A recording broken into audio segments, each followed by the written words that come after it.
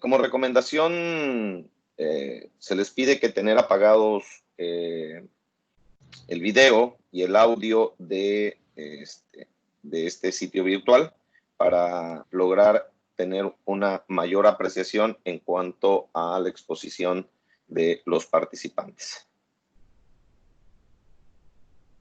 Bueno, pues bienvenidos a todos. Es para mí un honor poder presentarles esta actividad que están organizando los alumnos.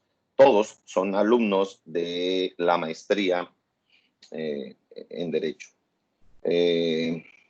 Antes que nada, les damos la cordial bienvenida a nombre del licenciado Guillermo Narváez Osorio, quien es el rector de la Universidad Juárez Autónoma de Tabasco, una actividad realizada por la División Académica de Ciencias Sociales y Humanidades, quien es representada por el doctor Fernando Ravelo Harman, y agradeciendo significativamente a la Dirección de Tecnologías de Información e Innovación de la misma Universidad Juárez Autónoma de Tabasco. Damos inicio al conversatorio en vivo, lo cual es realizado por alumnos de posgrados con el nombre La argumentación, sus efectos jurídicos y sociológicos, encuentro interamericano. Le damos la cordial bienvenida a los participantes, licenciado Carlos Rabanales, Mier y Concha, Paulina Mariana Gebert Álvarez, Cristian Miguel Tapia Chávez, quienes representan a la Universidad Juárez Autónoma de Tabasco y son alumnos de la División Académica de Ciencias Sociales y Humanidades. Como invitados especiales tenemos a la licenciada Guadalupe Esmeralda García Barajas, quien representa a la Universidad Michoacana San Nicolás Hidalgo, México. Invitados especiales representando a la Universidad Nacional de Asunción, Paraguay, licenciado Carlos David Dávalos Peters y Alejandra Camila Blanco Ibáñez.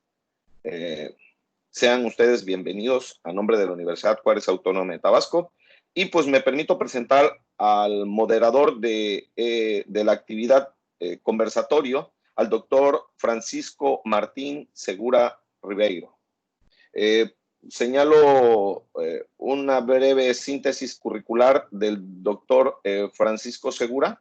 Es miembro vocal para Paraguay de la Asociación Iberoamericana de Derechos Privados, es miembro de la Academia Euroamericana de Derecho Familia, director de la revista paraguaya de Responsabilidad Civil y Seguros, del Fondo Editorial y de Editores Iberoamericana, miembro honorario de la Academia Brasileña de Filosofía del Derecho, director de la colección de manuales de Derecho Civil de la editorial Intercontinental y, pues bueno, autor de varios libros de derecho patrimonial y artículos científicos, entre ellos el Manual de Derechos de Seguro.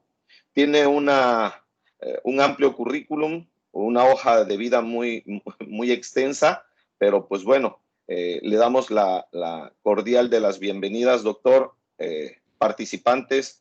Muchas gracias. Cedo los micrófonos al moderador, doctor Francisco Segura. Bienvenidos y muchas gracias.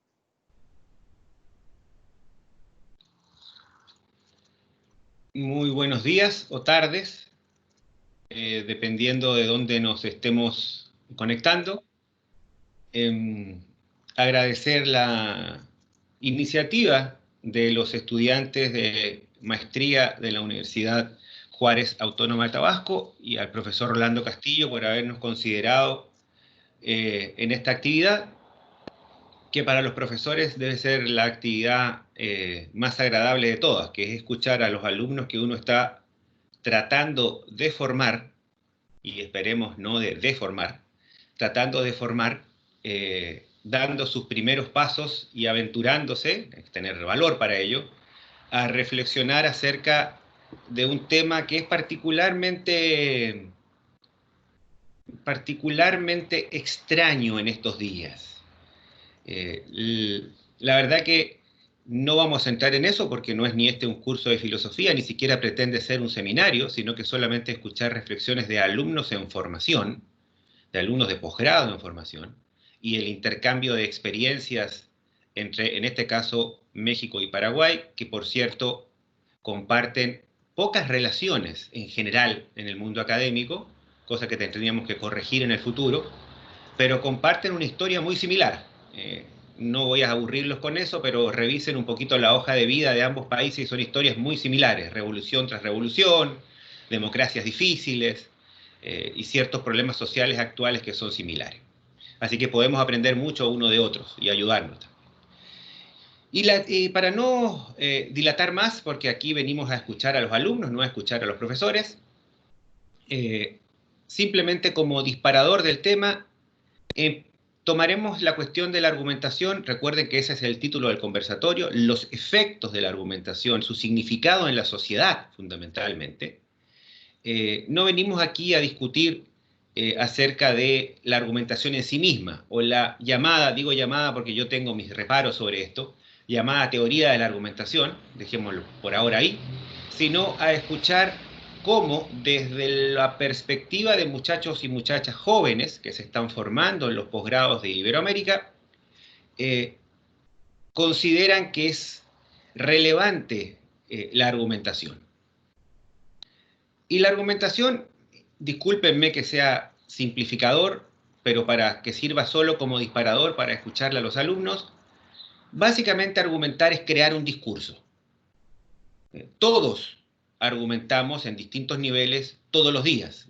Creamos un discurso, desde la persona que va a un supermercado, ¿no es cierto?, y pretende convencer al gerente de que le haga un descuento, hasta el político que trata de convencer a una nación completa de que lo vote. Todo es construcción de un discurso. Y por supuesto, en la construcción de ese discurso hay un proceso, entre otros, el discurso no solamente se provee de buenos argumentos, pero hay un proceso de creación del discurso que es muy interesante y es lo que analiza la argumentación en general y por supuesto quienes se dedican a la argumentación jurídica, cómo se construye el discurso jurídico. Las razones del derecho, como dice el famoso Manuel Atienza, ¿no es cierto?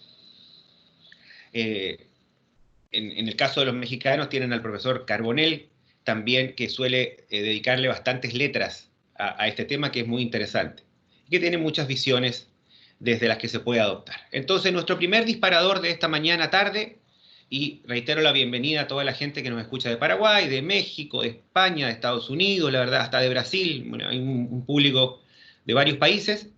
El primer disparador, y empezamos dando la palabra porque los integrantes de la mesa ya han sido presentados debidamente por el doctor Rolando, empezamos, ¿no es cierto?, hablando de la construcción del discurso social. Ese va a ser nuestro primer disparador. Y vamos a empezar, porque así lo dice las buenas costumbres, por las visitas y por las damas. Entonces vamos a empezar dándole la palabra a Guadalupe García, de la Universidad de Michoacana de San Nicolás Hidalgo. Cada uno tiene 5 minutos máximo, les interrumpiré si se pasan de tiempo, para exponer sus ideas acerca de este primer disparador del conversatorio, la construcción del discurso social. Queda con la palabra la querida Guadalupe. Buenos días, doctor Francisco, buenos días a todos. Pues para mí es un gusto estar en este conversatorio y pues arrancar o ser la primer participante. Dicen que ser el primero a veces es lo más difícil porque tienes que marcar la pauta a todos los demás. Esperemos que mi participación sea fructífera dentro de estas actividades. Bueno, ¿cuál es la construcción del discurso o cómo se construye un discurso dentro del ámbito social? Pues primero partimos de la premisa, como usted bien lo decía, doctor, de que todos argumentamos, todos construimos discursos en nuestro día a día, en nuestras actividades, en la trinchera en la que nos encontremos, desde pequeñas a grandes cosas, siempre construimos discursos. Digámoslo de esta manera, que de una manera clásica o la manera más tradicional de cómo se construye un discurso consta de elementos o apartados que lo van a construir y puede ser de manera verbal o de manera escrita. Siempre vamos a tratar de convencer, de persuadir o de lograr un objetivo, porque cada discurso tiene uno en sí. Y de eso puede ser que posteriormente se califique de un tipo de discurso.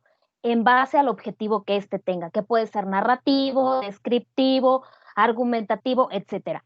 Sin embargo, consta de 3 apartados fundamentales. Podríamos partir de una tesis o una premisa, que es la idea principal, que es la postura que se defiende, el objetivo que se desea buscar, dígase, convencer a alguien, refutar alguna idea, contradecir el argumento o la tesis de una persona que cuenta con una postura distinta, o bien puede ser también, como lo dice un político, lograr que todas las personas le voten para poderlo llegar así al poder. También puede ser vender algún producto, etcétera. Entonces, la tesis principal o el primer apartado para la construcción de un discurso, pues es esa idea, es ese objetivo, es esa premisa que va a consistir precisamente en lo que buscamos dentro de este discurso. Posteriormente viene el apartado de la argumentación, en donde vamos a recurrir a todos los elementos, todos aquellos recursos que nos lleven a defender esa tesis. Precisamente podremos recurrir a, ¿cómo se diría?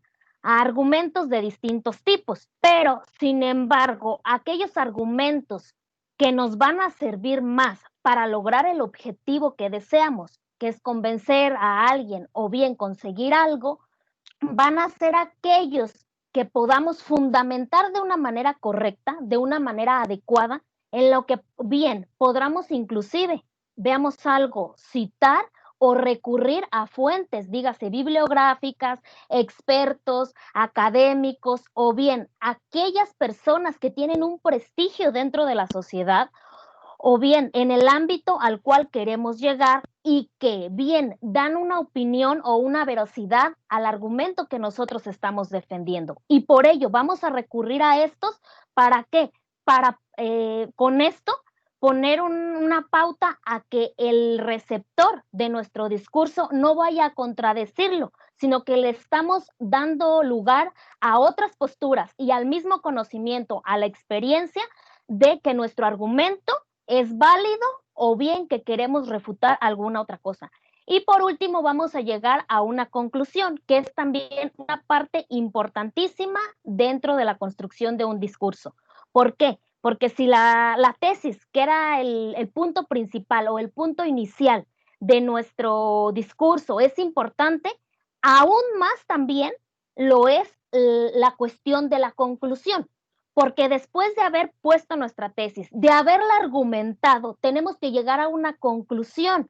¿Para qué? Para que de esta manera podamos defender y llegar a poner las pautas sobre la mesa y a decir, ¿sabes qué? En base a la elaboración de este discurso, en base a lo que te vengo ofreciendo, en base a lo que te vengo vendiendo, en base a lo que quiero que me apoyes, etcétera, es bueno por esto y por aquello. Y obviamente tenemos que adentrarle bien, argumentarlo, obviamente también de una manera correcta, pero concluirlo es parte fundamental, porque bien lo dicen, un público o un receptor siempre se va a quedar con la última idea o con la última versión que tú le hayas dado. Por eso tienes que cerrar siempre con broche de oro en un discurso para que puedas conseguir el alcance y el objetivo que te planteabas en un principio.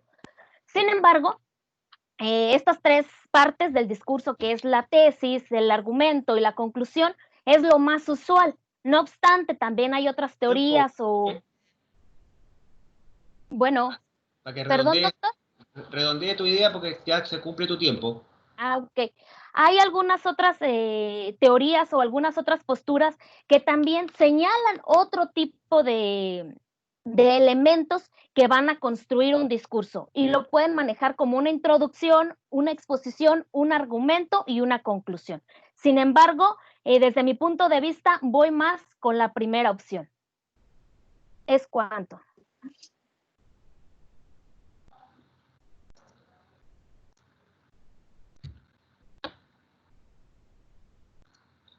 Perfecto, Guadalupe, muy bien. Continuando siempre con el mismo tema, damos la palabra ahora a el maestrando de Paraguay, Carlos Dávalo. Carlos, por favor, tus 5 minutos. Muchas gracias, profesor. Creo que más allá de los elementos y premisas que podamos discutir desde la doctrina, el discurso social principalmente se construye desde una verdad, y desde ahí quisiera partir mi aporte. La verdad ha sido un tema profundamente abordado dentro del pensamiento filosófico. Esto puede verse desde aquellas grandes confrontaciones filosóficas de la Grecia clásica entre sofistas y socráticos, durante la Edad Media y moderna entre escolásticos y racionalistas. Y no podemos dejar de mencionar a Friedrich Nietzsche, que en el siglo XIX revalorizó nuevamente la contribución de la sofística sobre la cuestión de la verdad, al referir incluso que la verdad no es más que una mentira afectiva o eficiente. No está de más hacer una pequeña digresión al respecto y aclarar que en la antigüedad greco-romana ya existió una estrecha relación entre verdad, argumentación y derecho. Como ejemplo, podemos recordar nuevamente a los sofistas y un poco más adelante a los oradores que formaron parte del canon de Alejandría, incluso, y que en su mayoría trabajaban ya defendiendo causas y litigios. Volviendo un poco a la cuestión de la verdad, la postura más tradicional acerca de la misma es que ella es la adecuación del intelecto con la realidad. Esto parecería, hasta si se quiere, de sentido común, pero sin embargo ha sido muy discutida a lo largo de la historia, en parte porque al cuestionarse qué es la verdad en un discurso, no se ha distinguido claramente esta pregunta a otra muy cercana, que es básicamente cómo saber cuáles proposiciones o enunciados son verdaderos. Estas disyuntivas procuraron ser resueltas por varias teorías, las cuales expondré brevemente a modo de resumen, ¿verdad? Primeramente, Aristóteles y más tarde la escuela tomista desarrollaron la teoría de la verdad por coherencia, que se sostiene sobre la lógica formal y entiende la verdad como una correspondencia entre lo que se dice, lo que se piensa y las cosas, es decir, el lenguaje y la realidad. Como ejemplo de la funcionalidad de esta teoría, rápidamente voy a dar un ejemplo jurídico en base a silogismos. La premisa mayor sería, por ejemplo, que, según la Constitución, si las propuestas de inconstitucionalidad no son aprobadas, cuanto menos por 8 votos, serán desestimadas. La premisa menor o el hecho sería que no se lograron los 8 votos que la Constitución establece, por tanto, la conclusión sería que, según la Constitución, la propuesta debe ser desestimada. Este simple ejemplo que acabo de decir determina cuál es la esencia de la verdad por correspondencia, en el sentido que un razonamiento es correcto cuando a partir de sus premisas se deriva lógicamente, o sea, en virtud de las leyes de la deducción, su conclusión.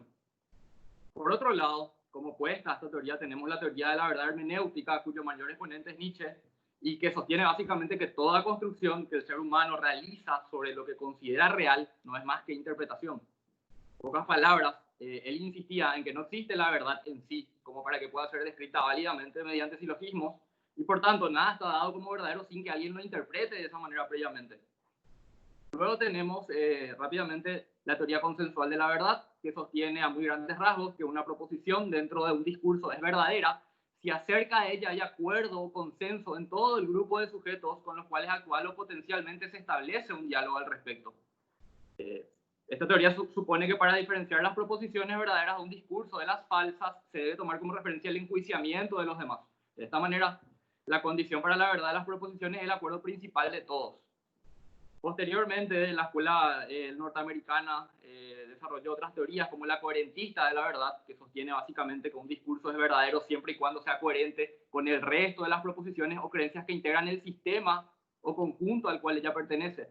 Esta teoría es muy aplicable al derecho, porque el derecho se entiende como un sistema, muchas veces cerrado, muchas veces un poco más abierto, pero en fin, sistema.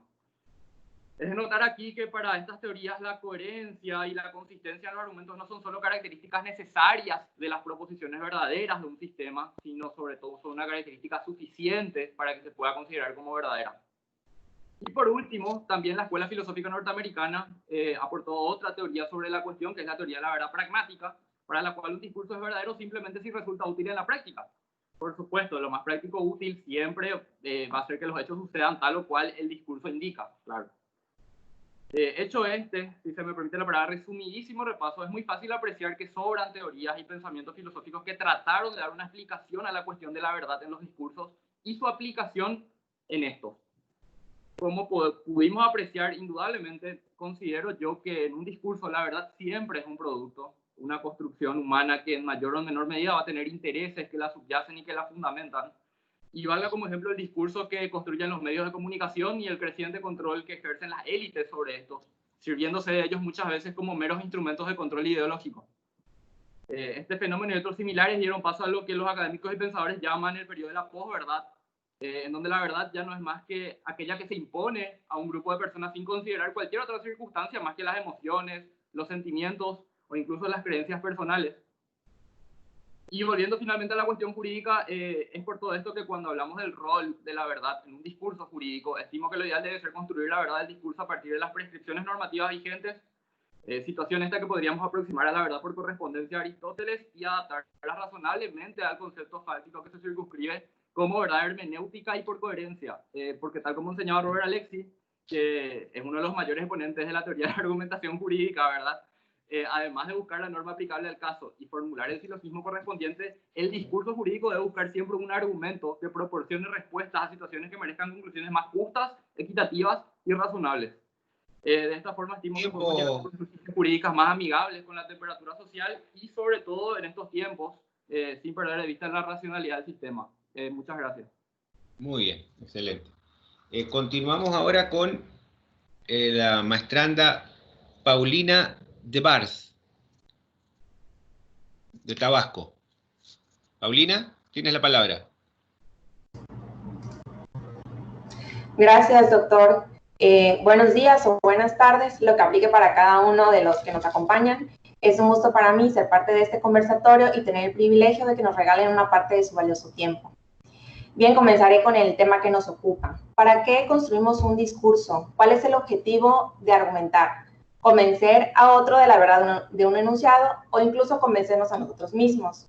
Esto adquiere mayor relevancia cuando sabemos que nuestra afirmación podrá provocar controversias que podría obligarnos a defender de cierta manera nuestra posición. La construcción de un discurso debe ser un proceso razonado.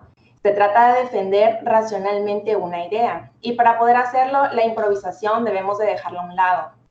Eso no quiere decir que al momento de argumentar no puedan realizarse ajustes. De hecho, en la mayoría de las ocasiones será necesario realizarlos, pero ello debe tender a la construcción previa del discurso a fin de que alcancemos el resultado deseado.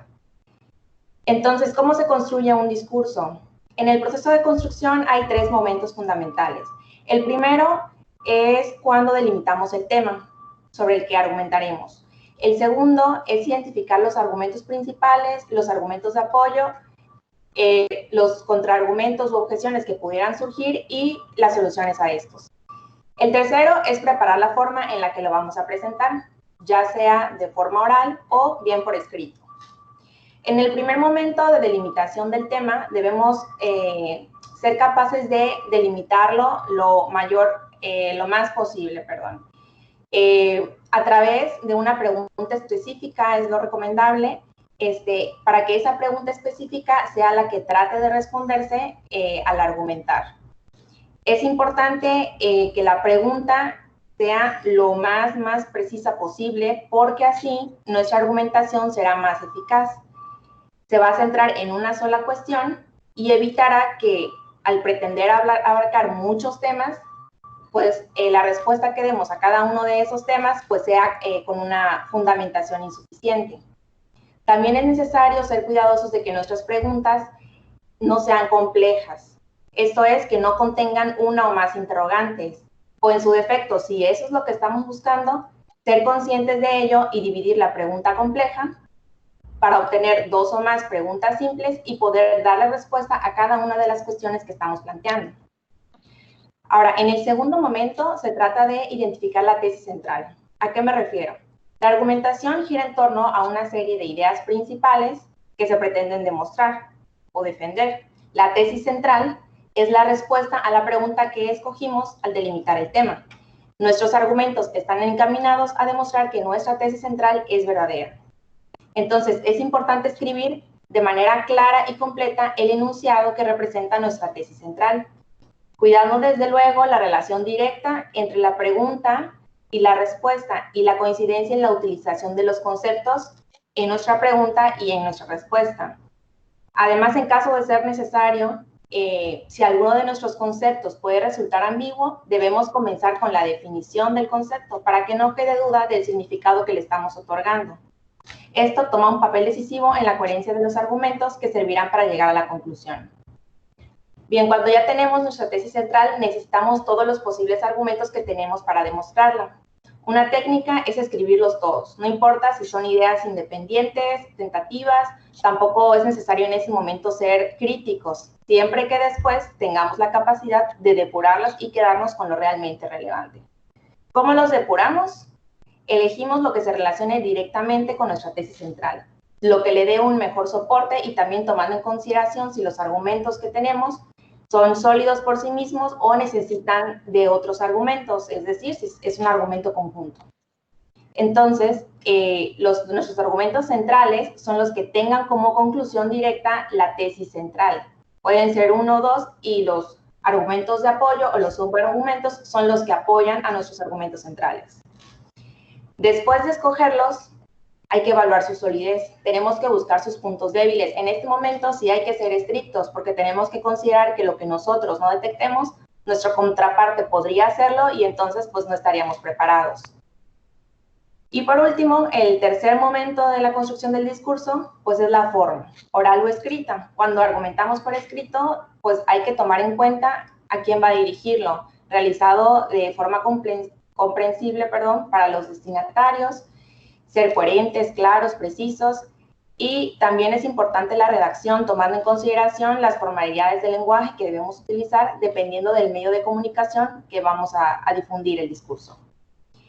Ahora, en el caso de la argumentación oral, es conveniente identificar en qué tipo de desacuerdo nos vamos a involucrar. Podría ser exponer sobre un tema en el que no conocemos a nuestros contendientes o uno en el que ya hay una disputa, conocemos a nuestra contraparte y sus argumentos. Un minuto, Paulina.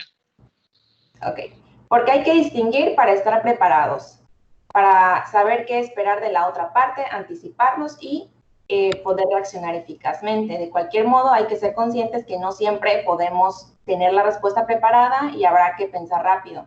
Por eso es fundamental el dominio del tema.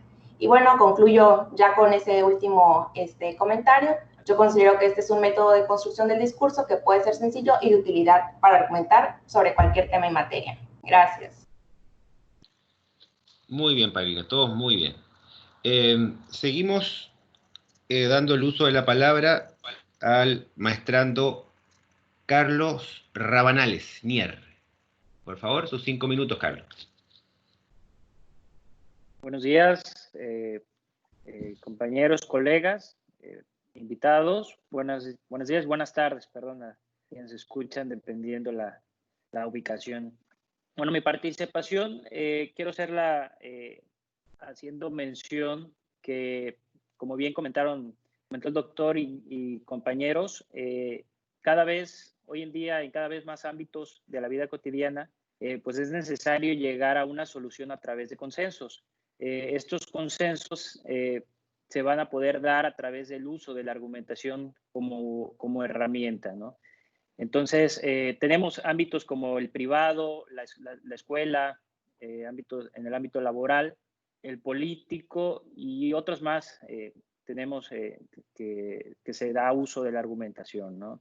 Es decir, no solo se limita al área jurídica o a los abogados, sino en el desempeño de actividades diversas se puede hacer uso de la argumentación.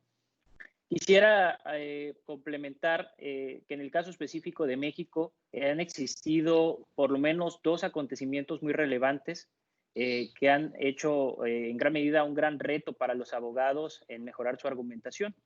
Uno de ellos es la reforma constitucional en materia de derechos humanos, publicada en junio del 2011, en la cual se introducen diversos principios, como lo es el principio por persona y también diversos deberes y obligaciones para las autoridades en relación a los derechos humanos. Otro punto muy importante es la reforma constitucional en materia de seguridad y justicia del 2008, donde se modifica el sistema de justicia penal de corte acusatorio y oral y da pauta a los famosos juicios orales. Estos cambios a las legislaciones en materia o de orden procesal oral pues involucran un gran reto para los abogados en mejorar o dar uso de lo que es la retórica, lo que es la argumentación jurídica a través del uso de la retórica y la lógica, sobre todo, y la oratoria, ¿no? Para poder utilizar buenas técnicas de argumentación jurídica. Bien comentaba en su momento el doctor Miguel Carbonell que la argumentación la podemos definir a través de 3 ideas principales. La primera es que la argumentación es un ejercicio de comunicación. Lo que estamos haciendo cuando argumentamos pues es comunicar una idea, expresar pues un argumento o una estrategia, en el caso de pudiera darse de los abogados, ¿no? ¿Cómo vamos a desplegar este ejercicio comunicativo? Pues a través de la escritura, a través de la presentación o la elaboración de demandas, contestaciones, alegatos y, bueno, promociones en general, ¿no? Pero también lo podemos hacer a través de la forma oral. Entonces, esta argumentación que se presenta como un ejercicio comunicativo de forma oral y escrita, pues debe de llevar razones, pero no cualquier razón, debe ser razones con ciertas características o cualidades que permitan verdaderamente convencer a nuestro receptor del mensaje o nuestro contrario o en algún determinado momento, ya sea un juez o nuestros propios socios, ¿no? Nuestros clientes, nuestros colegas, que ellos adopten nuestra idea o esa finalidad que queremos hacer, que queremos llegar a través de la argumentación, puedan tomarla como propio, persuadirlos en su momento y que emitan una sentencia o una decisión que sea acorde a nuestras pues a nuestros intereses, ¿no? Un segundo, un segundo. Por favor, cierren sus micrófonos. ¿Hay algún micrófono abierto que se escucha todo el fondo de la calle? Por favor, gracias. Continúa, doctor. Gracias, doctor.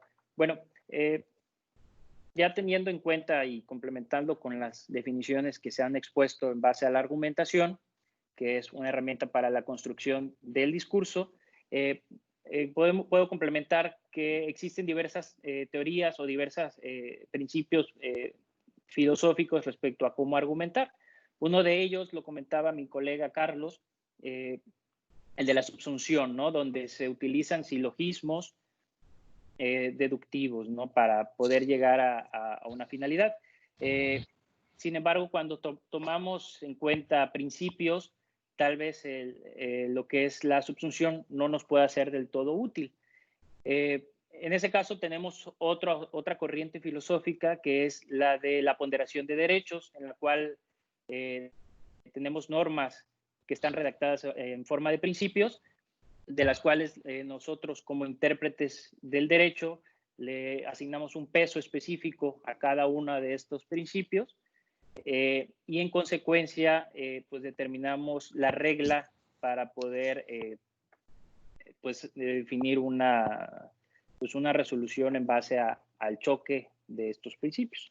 Entonces, en definitiva, una de las características principales de un buen abogado en la construcción de su discurso para argumentar, para llevar a cabo esa persuasión, pues es desde luego manejar y dominar las técnicas de argumentación jurídica.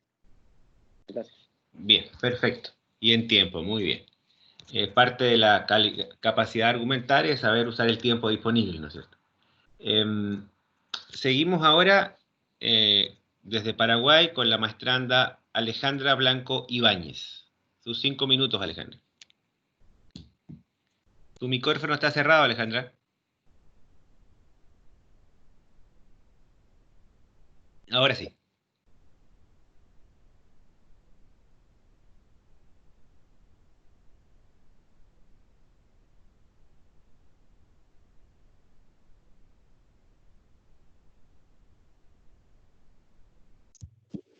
Perdón, no se escucha, parece, ¿no es cierto?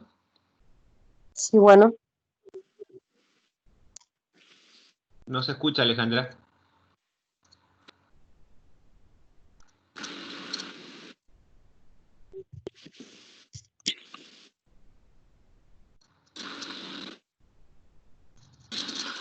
Escucha tu micrófono, Alejandra. Vamos a, mientras buscas la solución, vamos a darle el uso de la palabra a Cristian Tapia de Tabasco. Cristian, tus 5 minutos, doctor. Cristian, tienes el micrófono cerrado.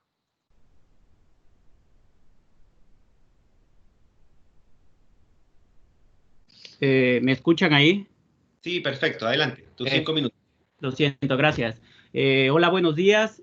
Bueno, también buenas tardes, dependiendo del horario en que nos estén escuchando y obviamente la región horaria.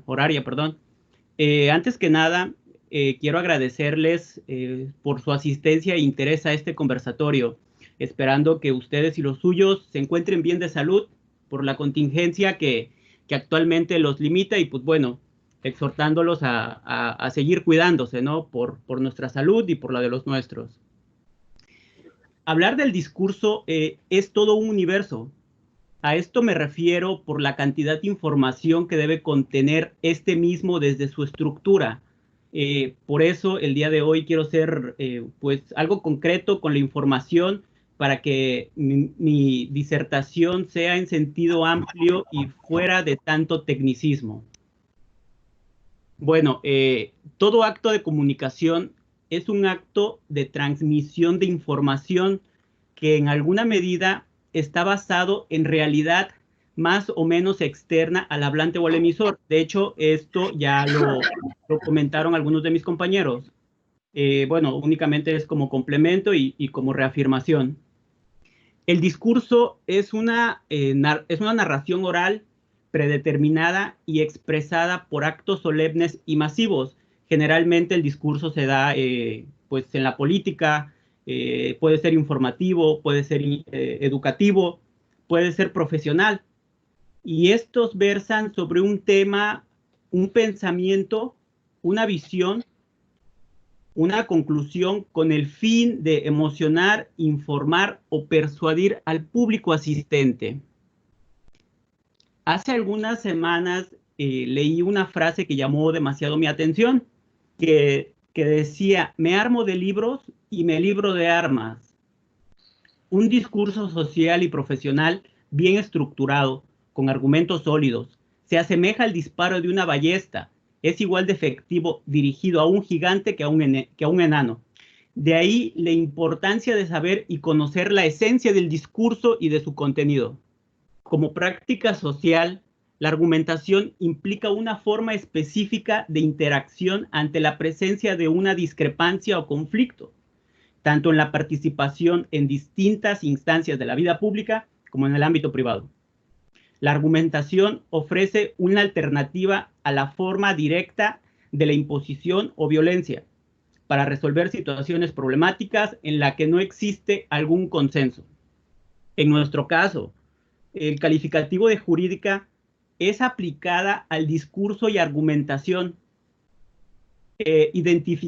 Aplicar los procesos argumentativos a los múltiples casos que el mundo plantea como problemas de índole jurídica, sea de los calificados fáciles o en su defecto, o bien aquellos llamados difíciles. Y bueno, esto va con base a determinadas reglas o conceptos que permitan justificar o fundamentar la racionalidad del asunto. En nuestra profesión, como lo señala don Manuel Atienza, parece obvio que la argumentación es un ingrediente importante de la experiencia jurídica, prácticamente en todas sus facetas, tanto si se considera su aplicación como su interpretación o la producción del derecho, o tanto como si se sitúa en la perspectiva del juez o como la del abogado. El discurso va acompañado de una lógica. Esta lógica es la lógica formal, y también mis compañeros ya tocaron un poco ese tema, que prácticamente aquí en esta lógica atiende los argumentos como encadenamientos de proposiciones, que a partir de alguna de ellas, que son las llamadas premisas, como ya lo comentaron, premisa mayor, premisa menor, nos lleva a otra. Y esta prácticamente es la conclusión. Otros enfoques pueden consistir en que la argumentación como una actividad, una técnica o un arte dirigido a establecer o descubrir las premisas como una técnica dirigida a persuadir a otro o a otros de determinada tesis. También algunos compañeros han hablado acerca de esto. O como una interacción social, un proceso comunicativo que tiene lugar entre diversos sujetos y que debe desarrollarse conforme a ciertas reglas. Eso un poquito más adelante lo vamos a ver. Y bueno, continuando, nuestras prácticas argumentativas son ubicuas. Esto quiere decir que están presentes en todas partes. No todos los discursos son iguales. Algunos discursos son más robustos, otros son más sofisticados y pues bueno, se apoyan en la lógica y razonamiento, con bases sólidas derivadas del conocimiento y del saber que únicamente el estudio y el desarrollo del conocimiento pues nos puede brindar. Y bueno, una vez comentado lo anterior, en cuanto al discurso, es imperante dar la clasificación de los discursos y estos están en función del fin comunicativo, por lo que existen diversos tipos de discurso, ¿no? Podemos encontrarnos el discurso narrativo, el discurso expositivo, el discurso argumentativo, que realmente es al que nosotros nos importa como profesión, y obviamente yo creo que también como un discurso social, ¿no? Porque prácticamente nos sirve para todo ámbito. Y bueno, el último tipo de discurso que podemos también entender es el discurso publicitario. Y bueno, más adelante hablaré sobre su estructura, sus niveles y su importancia, y por lo tanto, pues, es cuanto. Regresamos. Muy bien, muy bien. Todos muy bien. Ahora, Alejandra, probemos, abre tu micrófono, a ver si ya se escucha. A ver, Sí, hola. sí. Ahí sí. Ok, solucionados los temas logísticos pertinentes. Primero saludarlos a todos, un placer estar compartiendo con tantos colegas latinoamericanos, con mi querido profesor de siempre. Y bueno, de forma a no extenderme más tiempo y volviendo a ser reiterativa con los temas ya tratados por mis antecesores, vamos a hablar del discurso y de su construcción de una forma un poquito más distendida y más general, más amplia. ¿Qué es lo que nos pasa a nosotros los seres humanos? Nosotros somos seres racionales, esa cualidad única del ser humano. No lo tenemos presente en otros animales que conviven también en nuestro mundo. Y a la vez somos seres gregarios que tendemos a agruparnos con nuestros pares y por ende estar comunicándonos todo el tiempo. Realmente la pandemia nos ha demostrado justamente que la comunicación fue lo esencial por más de que las distancias nos habían separado. Entonces, mediante ese raciocinio, el ser humano tiende a la elaboración de procesos u operaciones mentales, intelectuales, que están nada más y nada menos que retenidas acá. Nadie sabe lo que pensamos hasta tanto los exterioricemos. Esos pensamientos o esas proposiciones necesitan ser manifestadas, ¿verdad? Entonces, de lo abstracto vamos a pasar a algo más concreto o materializado. Entonces, ¿dónde se materializan eso? En el ámbito social que tenemos, exponiendo lo que creemos, transmitiendo una verdad o lo que creemos que es nuestra verdad con respecto a un tema. Como ya me había ganado en tiempo Carlos, hablaba de una equivalencia o una correspondencia entre la realidad y las operaciones mentales donde surge una idea, un pensamiento. Eso es lo que consideramos en general como una verdad. Y al transmitirla, lo que buscamos es una adhesión de los demás miembros del grupo a dicha postura, ¿verdad? Entonces, esa adhesión, lo que buscamos es convencerlos, persuadirlos de que estamos en el camino correcto. Pero ¿cómo únicamente lo podemos hacer? Dando las razones que validen nuestras posturas. Lógicamente, esas razones pueden tener base científica, base técnica, base teórica, o por qué no, bases empíricas o fácticas, ¿verdad? Porque de hecho el conocimiento de todos los días es conocimiento de igual forma. Entonces, esas premisas, como todo el mundo lo fue nombrando, van a respaldar o van a apoyar o sustentar esas ideas. Esas ideas agrupadas, organizadas de una forma metódica o sistemática por medio de nuestro lenguaje, porque es la forma en que se va a materializar, lo vamos a agolpar en un discurso. Y ese discurso va a depender en todo sentido, primero, nada más que de las ideas, y esas ideas plasmadas a través del lenguaje que utilicemos. Pudiendo ser, depende de nuestro auditorio, depende de ello, ¿no?, de la más alta calidad, hablando de un tecnicismo, de un lenguaje culto, o hablamos de un lenguaje coloquial o vulgar. Eso dependerá de a quién nos estamos dirigiendo.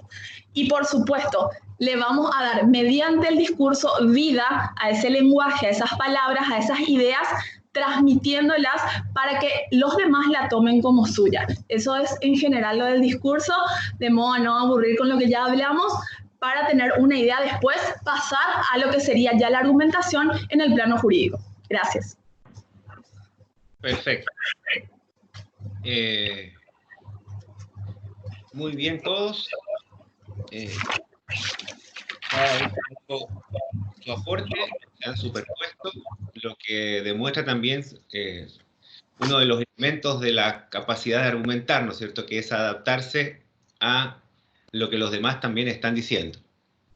El segundo punto que vamos a abordar en este conversatorio, insisto siempre con el propósito de escuchar las experiencias de los maestrandos de Iberoamérica, es la construcción del discurso jurídico. Todos hablaron en general, y bastante bien, de la construcción del discurso en general, que va, incluso lo dijo Cristian, ¿no es cierto?, desde el discurso publicitario hasta la construcción de la, si existe tal verdad, como decía Carlos, ¿no es cierto? De hecho, parece que lo hubieran ensayado. Ahora bien, ahora vamos a entrar a la segunda parte, que es la construcción del discurso jurídico, y les pediría que, como es un tema muy amplio y tienen poco tiempo, lo enfoquen fundamentalmente a través de la herramienta técnica, ojalá que puedan desarrollar, porque no las van a poder desarrollar todas, para que no sea muy genérico, y en segundo lugar, en lo posible, acerca del problema de la verdad en el proceso. Proceso entendido como debate jurídico, puede ser un juicio, un proceso administrativo, un anteproceso penal, dependiendo de cada país, ¿no es cierto? Entonces, teniendo estas dos cosas como directrices, vamos a ceder la palabra también por 5 minutos, tal vez un poquito más, 6, porque el tema es un poquito más profundo ya, en el sentido inverso. Como dice la Biblia, ¿no es cierto? En este caso se dará que el que fue último ahora será primero. Entonces, empezamos con Alejandra Blanco de Paraguay sobre el segundo tema del disparador. Antes de que empiece Alejandra, les recuerdo a la gente que nos sigue y que participa del conversatorio que yo no soy un gran experto en tecnología. Entiendo que está abierto el chat, de manera que puedan escribir ahí preguntas, consultas, comentarios o aportes que yo procederé a leer y a reflexionar con los muchachos y muchachas acerca de ellos si es que gustan. Bien, entonces Alejandra, tus 5 o 6 minutos para el segundo tema. Bueno, genial. Comenzamos ahora con la argumentación jurídica. Ya lo habíamos hablado en líneas anteriores, que la argumentación la tenemos presente en todos los ámbitos de la vida, cuando queremos exponer un pensamiento nuestro. Y cuando hablamos de argumentación jurídica no hablamos ni más ni menos que la existencia de un conflicto, de una controversia o de un problema en el campo jurídico, en el campo del derecho. Entonces la forma más normal o consecuente de querer darle solución a esa problemática planteada sería la interpretación y la aplicación de los preceptos normativos o de las disposiciones normativas. Y eso nos va a conducir a una decisión. Pero entonces, ¿cómo vamos a discurrir en ese camino de conocimiento jurídico entre la problemática y la decisión? Que, dicho sea de paso, en un proceso judicial estamos hablando en la etapa entre la interposición de la demanda hasta culminar en una sentencia definitiva. Es ahí donde primero tenemos la labor del abogado litigante, que es del momento que estudia su caso, un caso de un cliente, de una persona que le plantea en una forma vaga los hechos que están ocurriendo en su entorno. Entonces, él los va a traducir en una norma. Va a tener que encontrar esa subsunción en una norma adecuada para poder pedir mediante ella la pretensión que anhela el cliente mediante su intervención.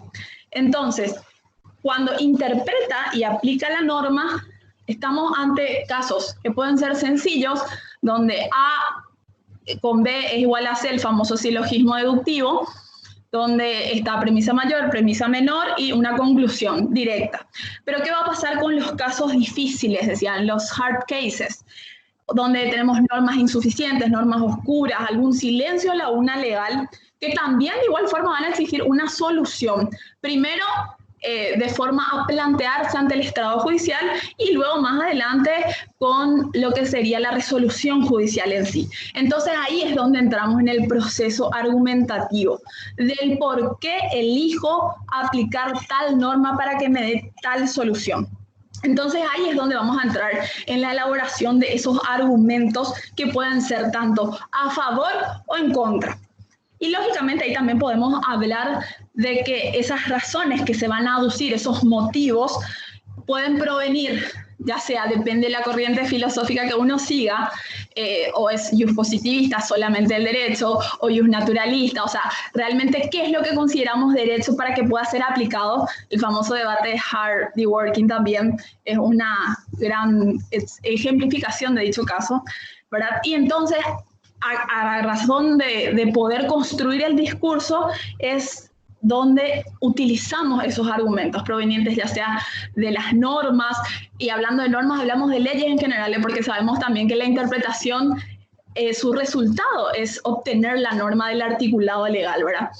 Entonces, una vez que nosotros construyamos ese discurso con los argumentos, de la misma forma que dijimos en los argumentos de la vida cotidiana, ¿no? Contar el cuentito, darle forma. Iniciamos con la problemática, planteamos cómo puede solucionarse y al final solicitar, convencer de que esa norma es la que procede para darle cumplimiento a todas las pretensiones aducidas en la solicitud del justiciable.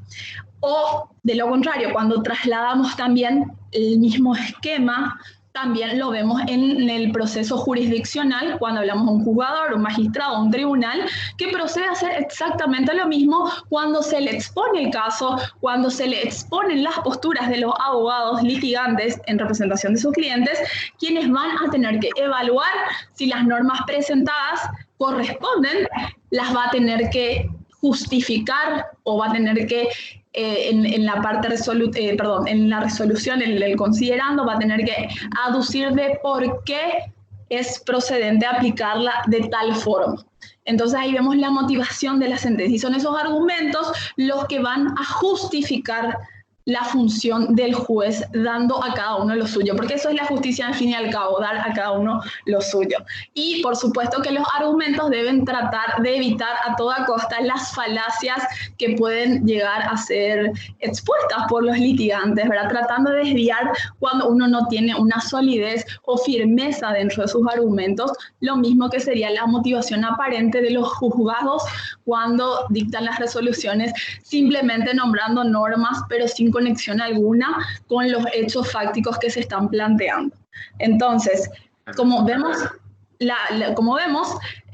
vamos a concluir de tal forma que los argumentos dentro de un proceso judicial lo vemos tanto desde el abogado que conoce el caso desde el inicio cuando el cliente se lo plantea, cuando le da forma para presentarlo ante el órgano jurisdiccional que administra justicia, durante todo ese proceso después le va a respaldar, no solamente con argumentos teóricos, sino con todo el material o el caudal probatorio necesario.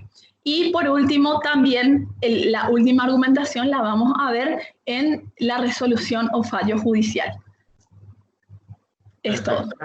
Gracias. Siguiendo nuestro orden inverso, le corresponde la palabra a Cristian Tapia. Adelante, Cristian. Sí, gracias. Una pregunta, disculpe, doctor.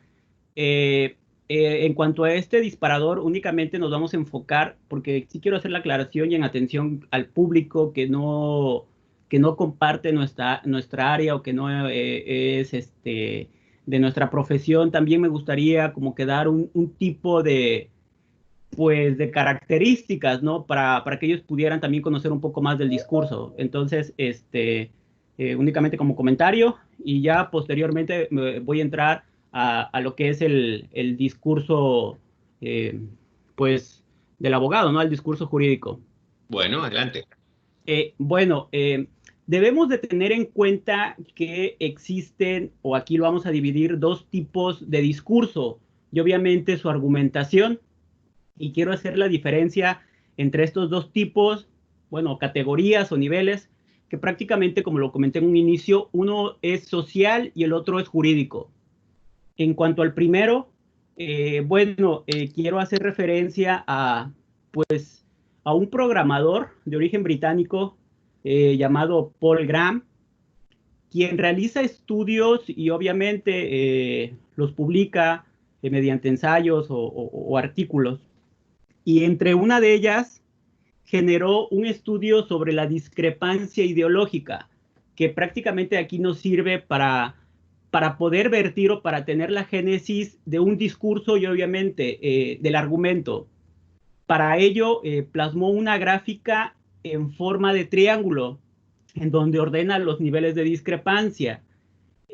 Aquí sí quiero hacer un paréntesis y quiero que imaginemos años atrás la pirámide de Kelsen, donde representaba la idea del sistema jurídico escalonado, donde prácticamente en una pirámide, en la parte de abajo, él planteaba que se encontraban los reglamentos y las leyes municipales, a la mitad las leyes federales y solo por encima, que viene siendo en la cúspide, la Constitución.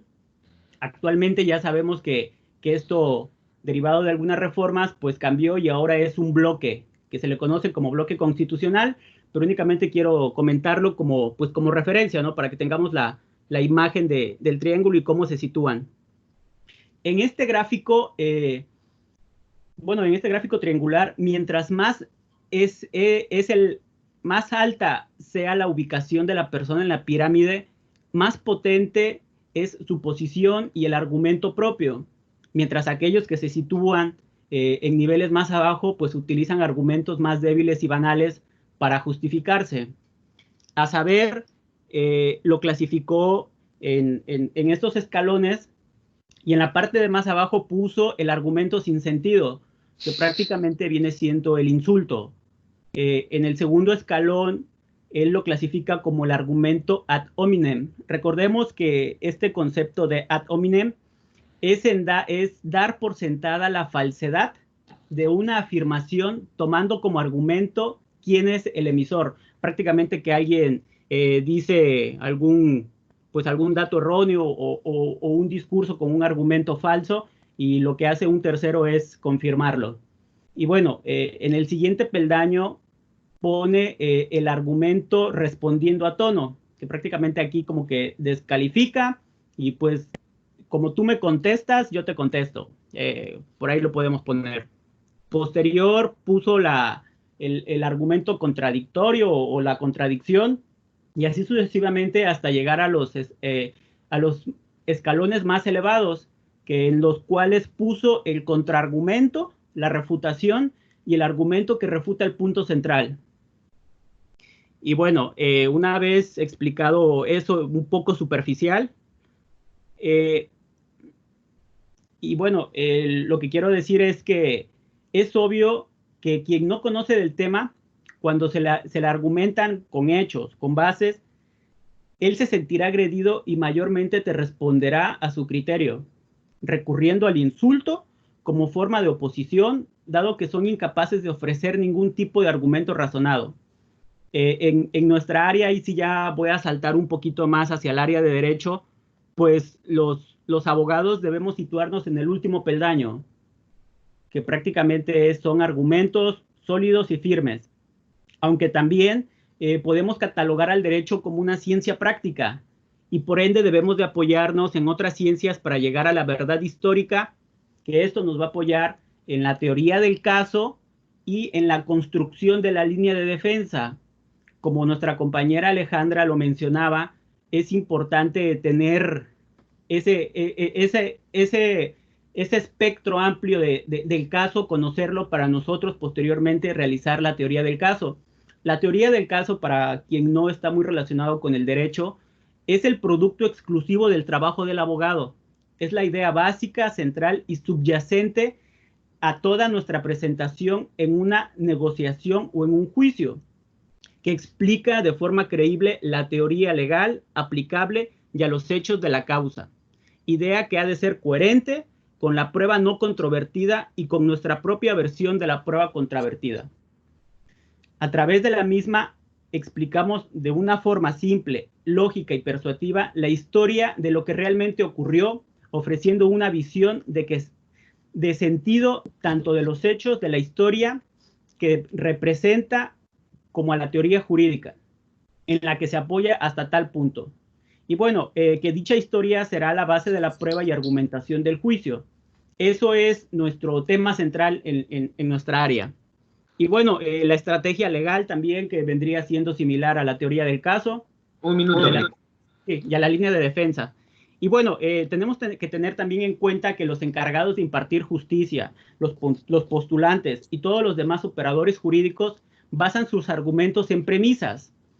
Como ya lo había comentado hace ratito también, igual que mis compañeros, estas son premisas, que es la premisa mayor, que es la norma jurídica, y la premisa menor, que es el caso concreto. Y de estas dos premisas vamos a tener la conclusión, que prácticamente es actualizar la hipótesis de la premisa menor para hacer saber de las consecuencias jurídicas establecidas en la norma. Eso también mi compañero Carlos, mi colega Carlos lo explicó en su participación anterior. Y bueno, si sabemos identificarlas, tendremos argumentos sólidos. Y bueno, por último, ya, porque creo que se me acaba el tiempo, nada más a manera de recordatorio, también tenemos que tener presente que existen diversas teorías, y estas teorías es la teoría de la argumentación formal, la teoría de la argumentación material y la teoría de la argumentación pragmática. Muy bien. Sería bueno, si puedes, que escribas en el chat la referencia al estudio que mencionaste, porque puede ser interesante para la gente que está escuchando. ¿El de Paul Graham? Sí. Sí, claro, con gusto. Gracias, Cristian. Muy bien. Seguimos en su tiempo disponible con el maestrando Carlos Rabanales. Claro. Bueno, aquí mi intervención, desde luego que la quisiera enfocar a un punto que comentaba la colega Alejandra. Es decir, sabemos que la argumentación tiene que ver con la utilización de argumentos, ¿no? Perdón, tiene que ver con la utilización de posturas y razones, ¿no? En las cuales trataremos de convencer a la otra persona a fin de que tome como propia nuestra postura. Sin embargo, sabemos también que existen argumentos que en realidad no son argumentos, ¿no? Y es lo que me refiero, es decir, las falacias.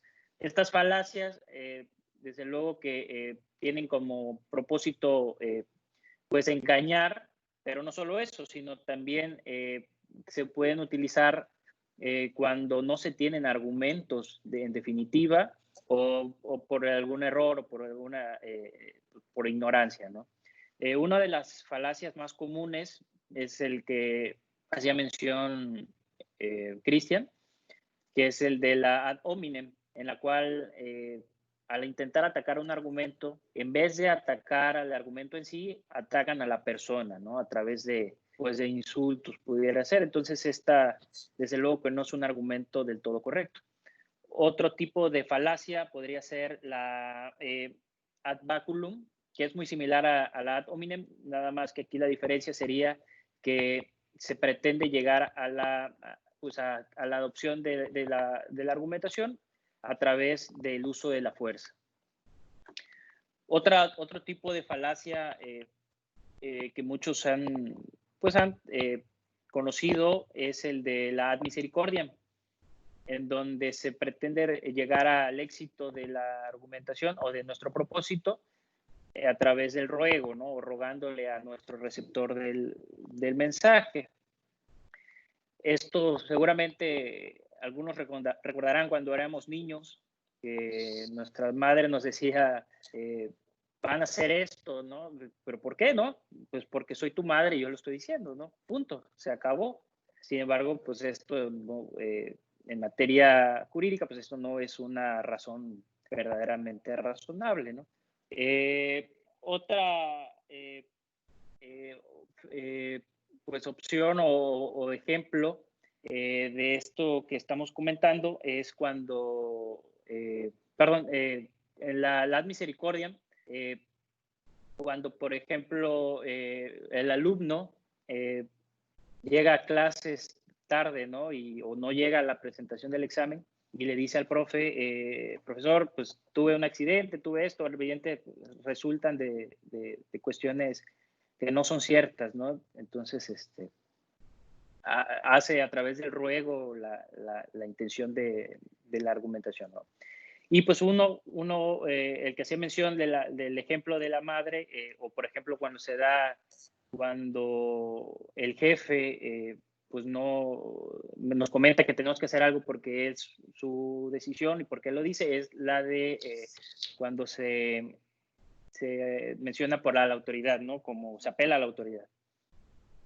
Entonces, en ese sentido, es muy importante para quienes somos abogados, quienes nos dedicamos a la profesión de litigio, que identifiquemos muy bien estas falacias argumentativas que se pueden dar por parte de nuestros contrarios, o sobre todo cuando estamos en algún debate, que podamos identificarlas y que podamos contrarrestarlas o combatirlas en base a argumentos de calidad, ¿no? Argumentos verdaderamente que nos permitan llegar al convencimiento de la otra persona.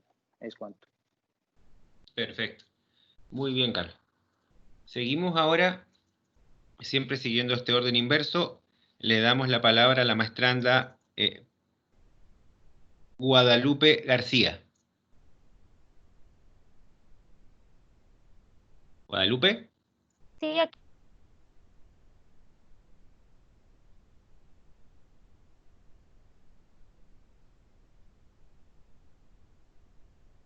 ¿Guadalupe? ¿Tienes tu micrófono cerrado? Ahí sí. Listo. ¿Sí me escuchan? Ahora sí, adelante. Ok, perfecto. Bueno, siguiendo con la aportación y en consideración de todos los puntos tan acertados que han dado los demás participantes, me queda por mencionar y señalar que obviamente la argumentación jurídica es muy importante y en el área del derecho, claro que lo es, o más bien el derecho en sí es una argumentación como tal y en todas sus áreas, no específicamente para los abogados litigantes o nada más para el órgano jurisdiccional. Considero que la argumentación jurídica y por ende la interpretación como tal abarca todos los órganos, desde la creación de la norma, el órgano legislativo, que es el encargado de crearla como tal, desde allí ya tiene que fundamentar.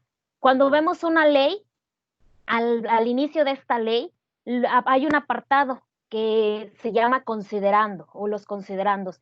En base a tal y tal cosa, o a tal plan nacional de desarrollo, o al plan estatal, o en base a que la política pública o la agenda de gobierno en tal estado o en tal país, se crea tal y tal ley. Desde ahí, el órgano legislativo ya está argumentando el por qué la creación de un ordenamiento, el por qué la creación de una norma, por qué se necesita y por qué hace falta. Y obviamente a los operadores del derecho también les compete esta gran labor, esta importante tarea que es la interpretación de la norma, porque muchas veces existe lo que es una laguna de ley, una norma no es clara, entonces por ende hay que recurrir a la jurisprudencia. ¿Y qué es la jurisprudencia? Precisamente la interpretación de la ley, la interpretación de una norma aplicada a un caso concreto para poderle dar una conclusión. Por otra parte, y para no ser reiterativa en algunos puntos que ya han tocado los compañeros, cabe mencionar que dentro de todo un proceso judicial, desde la simple presentación de una demanda, ya estás haciendo uso de argumentos, desde la narración de los hechos. Ahí en este caso tendríamos un discurso narrativo y no precisamente de carácter argumentativo. Ya cuando se viene al proceso de presentación de pruebas, desahogo de las mismas, en los propios alegatos, ya hay ahora sí una argumentación como tal para defender o atacar una postura que es el tema o la controversia sobre la cual se está hablando en determinado asunto. Sin embargo, también viene lo que es la resolución, la sentencia del órgano jurisdiccional. y por ende, como dicen los compañeros, también siempre el órgano jurisdiccional que emita una resolución tendrá que argumentar el por qué y en base a qué circunstancias está emitiendo tal o cual resolución. Vaya, sin embargo, hay un punto importante, es que precisamente cuando no se interpreta de manera correcta o adecuada, es lo que da pie a lo que dicen los compañeros, a las posibles falacias. Sin embargo, estas materializadas en el ámbito jurisdiccional, en el ámbito del derecho, ¿cómo las podríamos ver?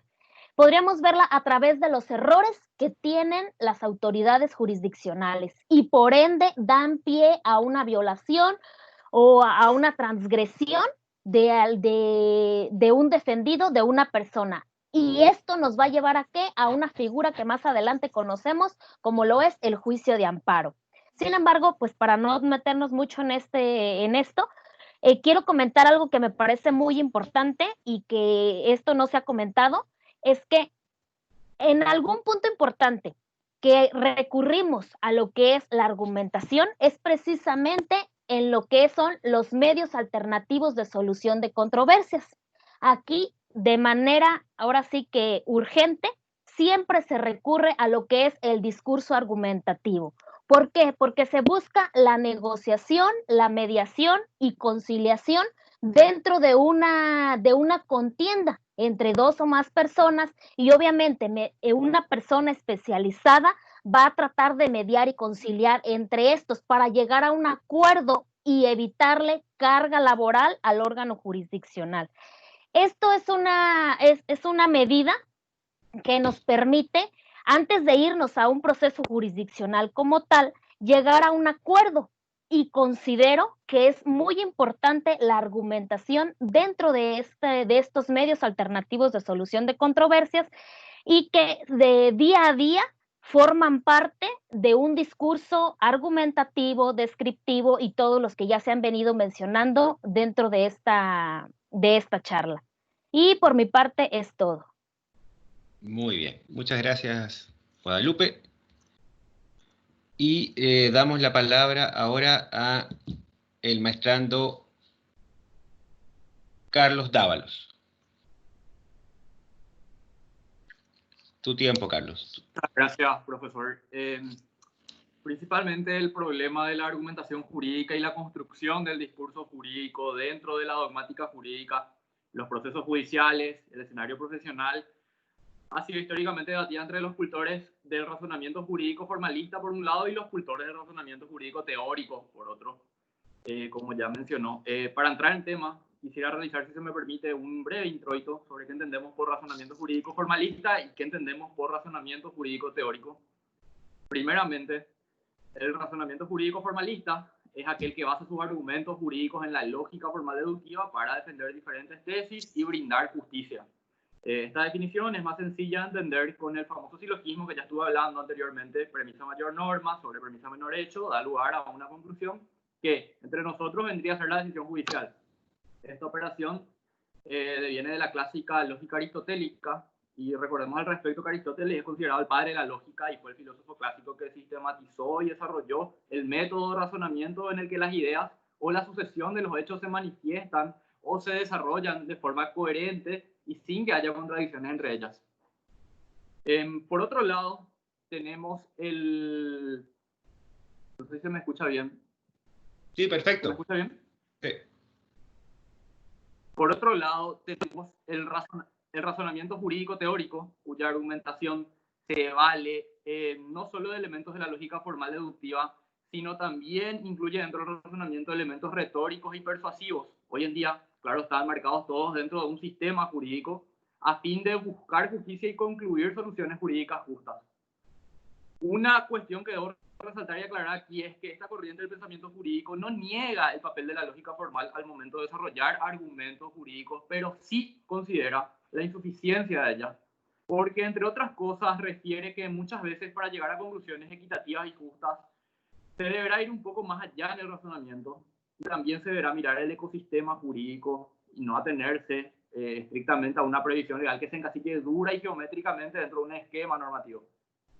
Ahora bien, la corriente jurídico formalista encuentra buenos argumentos fundamentos, sobre todo, para su desarrollo, teniendo en cuenta que ella entiende a la previsibilidad como fundamento de la justicia. Para estos no puede existir justicia si los argumentos no se desarrollan en base a un razonamiento lógico deductivo. Esta forma de razonar el derecho es muy aplicada por los que siguen las corrientes del pensamiento jurídico positivista, como dijo Ale, ejemplo la del profesor Hart, a diferencia de los naturalistas, o la de los no positivistas principialistas, como la del profesor Dworkin. Como todo esquema del pensamiento corre el riesgo de ser revisado, contrastado y hasta si se quiere refutado, existen detractores de la aplicación exclusiva de los argumentos puramente formales en el derecho y refieren que la lógica es insensible, que la lógica per se se despreocupa de realizar consideraciones sociales y una razonable medición de la temperatura social al momento de llegar a conclusiones, y que solo se contenta simplemente con controlar la corrección de las inferencias sin formular un juicio axiológico sobre la conclusión. A esto agregan que el derecho no solo debe mirarse como un ejercicio lógico estático, y lo entienden también como una ciencia viva, provisoria y con un claro espíritu refutador. Los defensores de la corriente antiformalista defienden la postura que algunas veces los juristas, además de buscar la norma aplicable al caso y formular el silogismo correspondiente, deben buscar también un argumento jurídico que dé respuestas a situaciones que merezcan conclusiones justas, equitativas y razonables. De hecho, para nombrar un poco, Neil McCormick y Robert Alexy, que son los dos grandes exponentes de la teoría de la argumentación jurídica, como me había referido anteriormente, uno del mundo jurídico anglosajón, el otro del mundo jurídico continental, creen que utilizando el razonamiento jurídico teórico y haciendo un mix con el formalismo clásico se podría llegar a conclusiones jurídicas más amigables con la temperatura social, o mejor dicho, con los clamores sociales, sin perder la racionalidad del sistema. Obviamente, con esto se corre el riesgo de separarse peligrosamente de las reglas deductivas clásicas, premisa mayor, menor, conclusión, y se podría también perder mucha previsibilidad si se la utiliza sin un cierto grado de razonabilidad, que yo considero particularmente es la clave. Quiero recordar también rápidamente un caso muy explicativo sobre los problemas que ocasionó el razonamiento formalista clásico.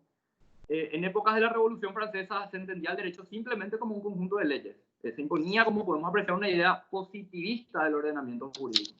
Naturalmente, en esta etapa de la historia, el papel de los jueces se reducía al mínimo, y el poder de juzgar se reducía simplemente a aplicar el texto de la ley a las situaciones particulares para llegar, por medio de un silogismo deductivo, a la decisión correcta. Es decir, una vez establecidos los hechos, el juez debía formular el silogismo, premisa mayor norma, premisa menor los hechos, y la decisión venía dada posteriormente por la conclusión. Como expliqué anteriormente, no se recurría a interpretaciones que pusieran en peligro de deformación la voluntad del legislador.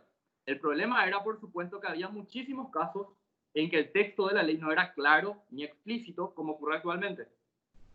En ese entonces, una ley promulgada aproximadamente en el año 1790 estableció que en casos en que era necesario interpretar la ley o hacer otra nueva, los jueces no podían hacerlo ellos mismos, sino que tendrían que acudir al legislativo. El problema fue que se ponía en riesgo algo mucho más importante para la convivencia republicana, que era la división de poderes, al dotar al legislativo de la atribución de decidir sobre cuestiones litigiosas. Y esto me recuerda un poco a Guadalupe, que previamente se refirió a la interpretación de la norma por parte del órgano legislativo. Y bueno, en esa época finalmente la ley se tuvo que derogar porque se comprobó que en la práctica la pretensión de motivar y argumentar las decisiones judiciales valiéndose solo del silogismo deductivo no era factible, ni desde el punto de vista práctico ni desde el punto de vista ordenatorio en términos de Estado. Realizadas estas consideraciones, profesor, sobre ambas corrientes del análisis de los procesos argumentativos dentro del derecho, creo que los razonamientos y argumentos jurídicos deberían seguir siempre una línea intermedia que contemplen elementos del razonamiento lógico formal deductivo por un lado y, por supuesto, elementos del razonamiento teórico por el otro. En ese sentido, y parafraseando lo que en algún momento publicó el profesor Francisco Segura en sus redes sociales, creo que el derecho hoy en día no puede explicarse simplemente como una pirámide, y particularmente considero que tampoco puede desangrarse dentro de simples gustos y caprichos ideológicos.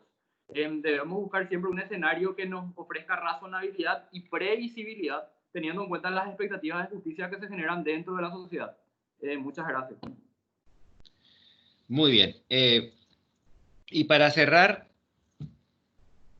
como última participante, no por ello menos importante, la doctora, nos queda la maestranda, esperen, estoy buscando porque no soy muy ducho yo con estas cosas.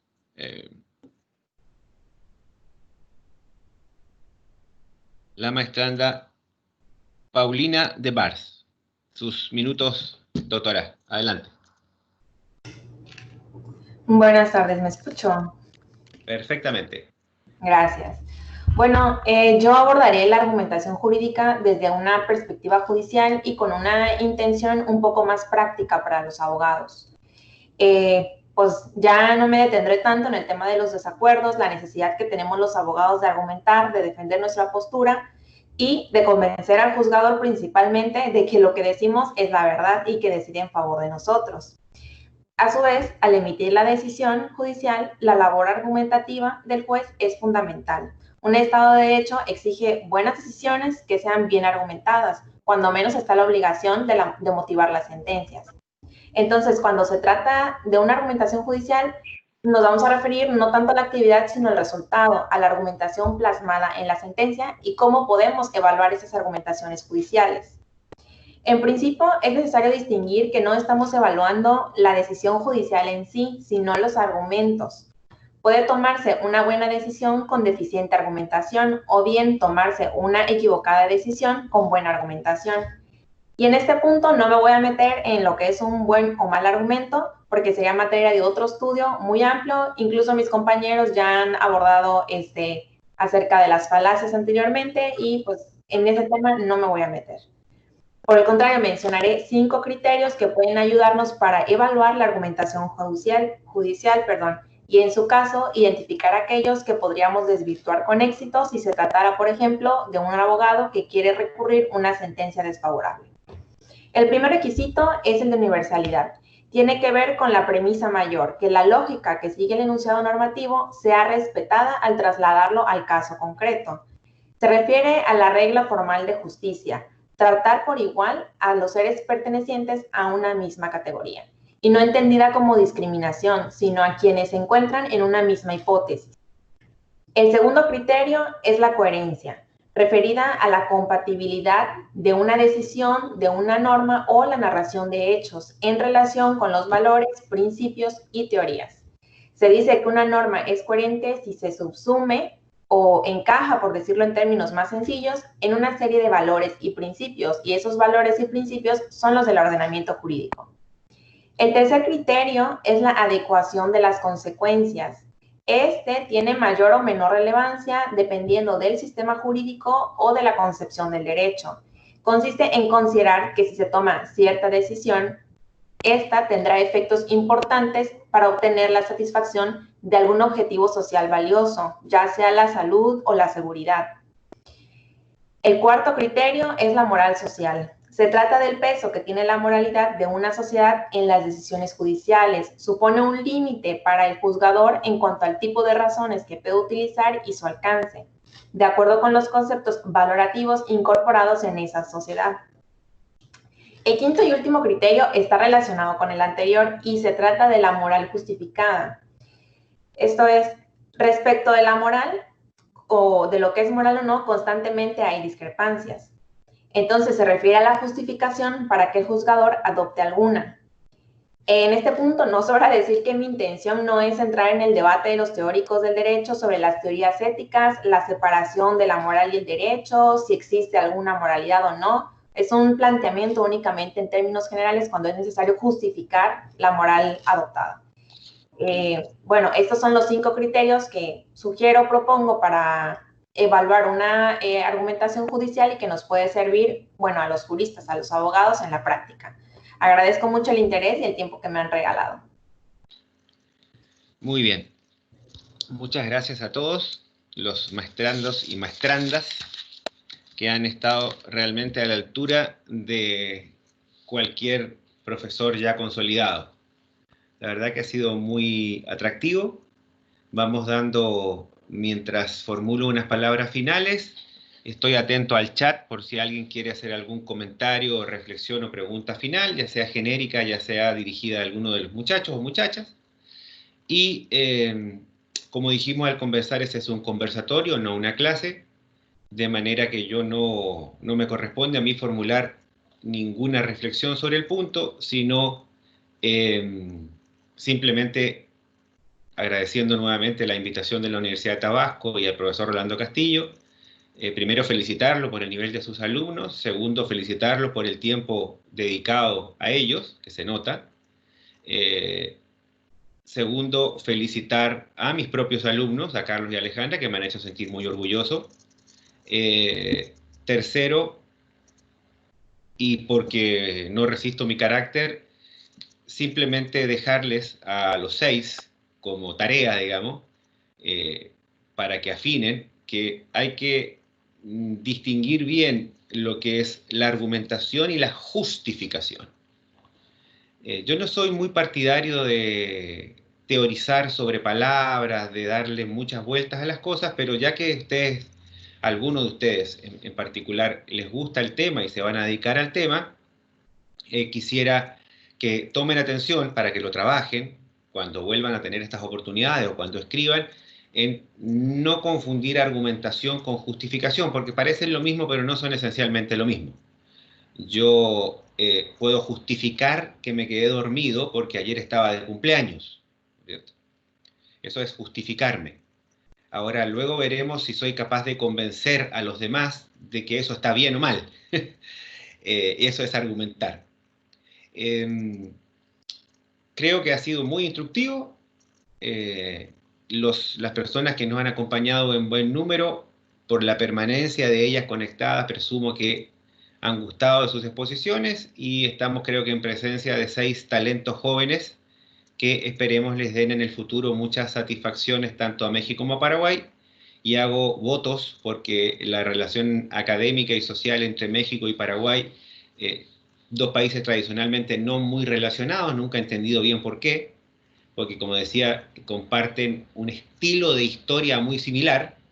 Entonces, los invito sobre todo a los jóvenes, a que sigan aprovechando la tecnología, y en el futuro, esperemos también presencialmente, sigan aprovechando para trabajar en conjunto,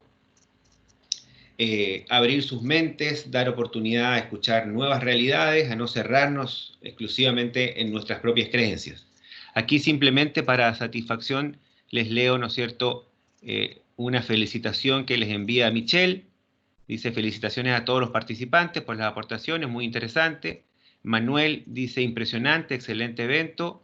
Estoy de acuerdo, la verdad que estoy yo mismo sorprendido del nivel alcanzado por gente tan joven.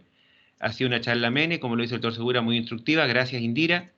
Y bien, entonces, como veo que ya no hay mayores, más que felicitaciones, que es bastante, en tiempos de redes sociales, que a uno le feliciten online es toda una hazaña. Entonces vamos dando por cerrado. Simplemente espero unos segundos por si hay alguna comunicación de la gente que los está viendo, pero en general solo son felicitaciones. Así que damos por cerrado el evento, nuevamente agradeciendo a los organizadores, particularmente al equipo técnico que está detrás de todo esto, que yo sinceramente no sé cómo diablo hacen, que uno apriete un botón y aparezca todo. No lo voy a entender jamás, y menos entender jamás cómo entra todo por un cable. Es una verdadera hazaña a mi intelecto tratar de entenderlo, así que lo felicito profundamente.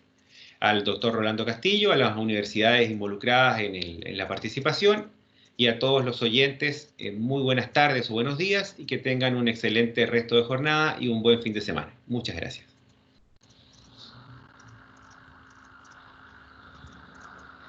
Gracias, igualmente. Hasta luego, que estén bien. Muchas gracias por acompañarnos.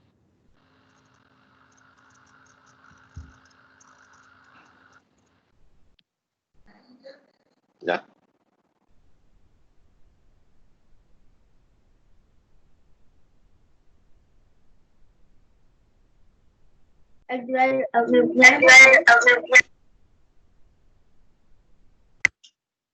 Keep